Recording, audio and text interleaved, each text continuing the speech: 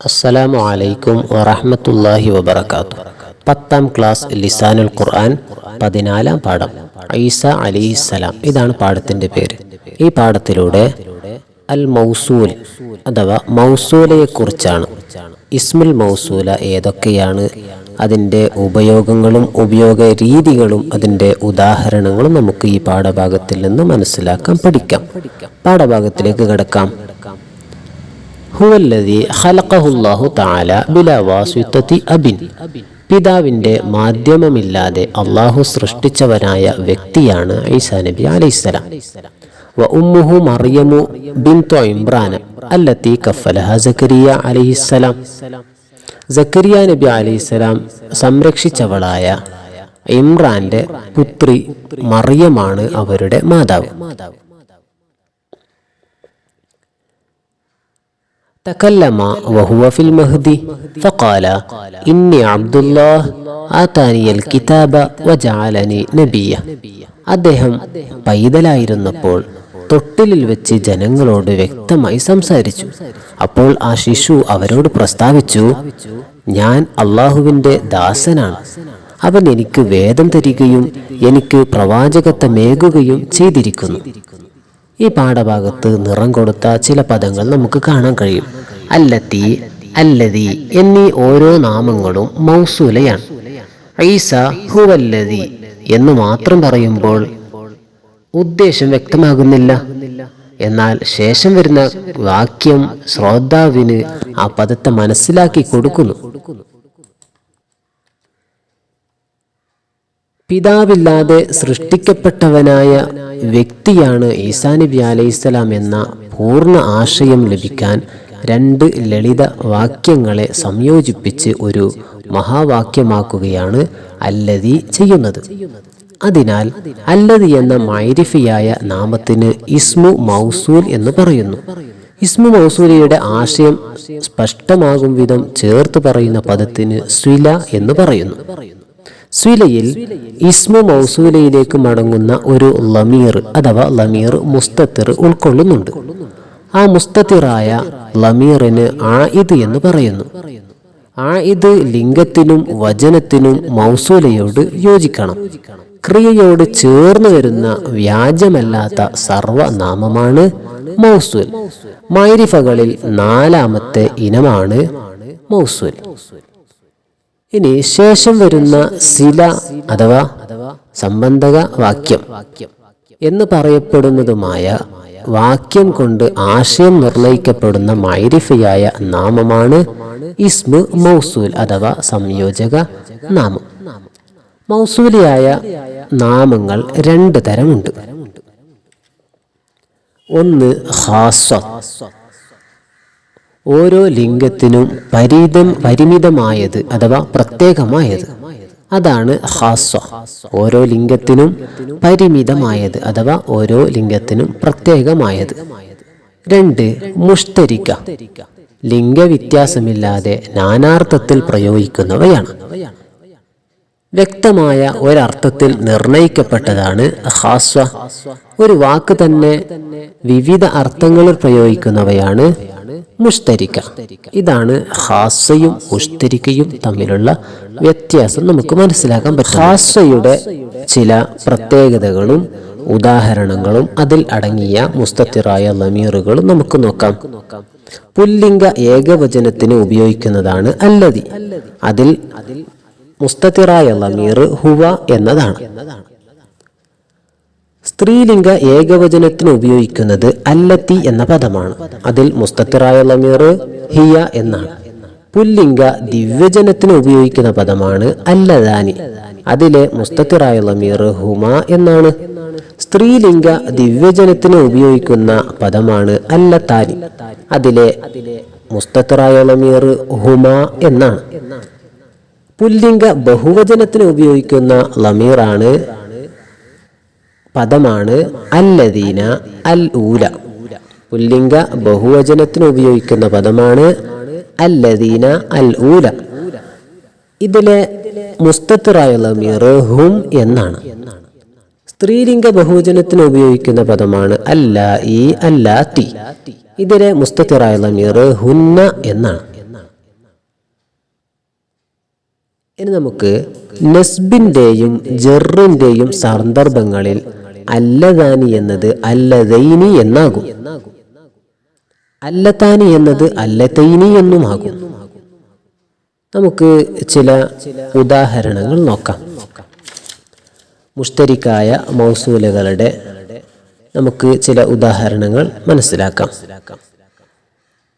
മൻ എന്ന പദം വരുന്ന ഉദാഹരണം ലാ അഅരിഫു മൻ ജാഅ, മാ റഅയ്തു മൻ ജാഅത്. മാ എന്നതിൻ്റെ ഉദാഹരണം സഅൽതു അമ്മ ഖുൽതു. അയ്യ് എന്നതിൻ്റെ ഉദാഹരണം അയ്യുഹും അഷദ്ദു. അല്ല് എന്നതിൻ്റെ ഉദാഹരണം അല്ലാരിബു അൽ മളറൂബു അല്ലറാബു. റു എന്നതിൻ്റെ ഉദാഹരണം മാദാ ഖാല ആനിഫ. ദാ എന്നതിൻ്റെ ഉദാഹരണം മൻ ദല്ലദി യഖൂമു. ഇവിടെ മൻ, മാ, അയ്യ്, അൽ, റു, ദാ എന്നിവയുടെ ഉദാഹരണങ്ങളാണ് മുഷ്തരിക്കയുടെ വിഭാഗത്തിൽപ്പെട്ട ഉദാഹരണങ്ങളായി നമ്മൾ മനസ്സിലാക്കിയത്. ഇനി നമുക്ക് സ്വില ജുംലയാകുമ്പോൾ അത് ഖബരിയായിരിക്കണം. അതായത് പറയുന്ന ജുംല സത്യമാവാനും അസത്യമാവാനും പറ്റുന്നതായിരിക്കണം. ഉദാഹരണം ജാഅനി അല്ലദി അബൂഹു ആലിമുൻ. പിതാവ് പണ്ഡിതനായ ഏതൊരുത്തൻ എൻ്റെ അടുത്ത് വന്നു. അല്ലെങ്കിൽ അതിനോട് തുല്യമായതായിരിക്കും. ഷിബ്ഹ് ജുംലയിൽ തമാമായ ലർഫും മജ്റൂറും ഉണ്ടായിരിക്കും. അതുകൊണ്ട് ജുംല അർത്ഥവത്തവും ഫലവത്തവുമായിത്തീരും. ഉദാഹരണം നോക്കാം. ജാഹല്ലദി ഫിദ്ദാരി. വീട്ടിലുള്ള ഏതൊരുത്തൻ വന്നു. അല്ലെങ്കിൽ വീട്ടിലുള്ളവനാരോ അവൻ വന്നു എന്നതുപോലെയാണ്. ഇനി നമുക്ക് ചില ചോദ്യങ്ങളും ഉത്തരങ്ങളും നോക്കാം. അൽ മൗസൂലു മാ ഹുവ. എന്താണ് മൗസൂൽ? അൽ മൗസൂലു മാ യഫ്തഖിറു ഇലാ സിലത്തിൻ ഫീഹാ ളമീറുൻ ആയിദുൻ ഇലൈഹി മുതാബിഖുൻ ലഹു ഫിൽ ഇഫ്റാദി വത്തസ്നിയതി വൽ ജംഇ വത്തദ്കീരി വത്തഅനീസി.